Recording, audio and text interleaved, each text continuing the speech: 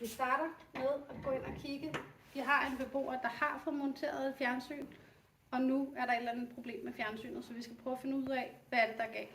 Starter med at gå ind her, kigger, og vi kan se, at der er lys i begge dem her, og lys i alle de her 4, og derfor så ved vi, at der er internet ind til streameren inde på fjernsynet. Så der er ikke nogen internetproblemer her. Så vi lukker her igen.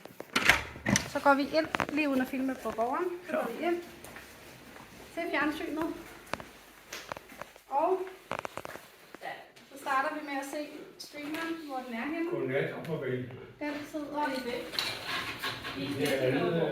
Det er ikke nat endnu. den sidder der bagved her. I kan se, den lyser rød. Det vil sige, at den er slet ikke tændt, så vi starter lige med at tænde den. Nu lyser den blå. Så ser vi, hvad der sker. Der sker ikke så meget andet, end at vi faktisk stadig er på, så vi taster den bare over på tv. Det var bare fordi, der var slukket på denne her. Så vi taster bare tv. Så taster vi ned her. Vi kan måske lige gå op og så sige afslut den der. Sådan der. Så går vi ned, så starter vi på fjernsynet. Afspil.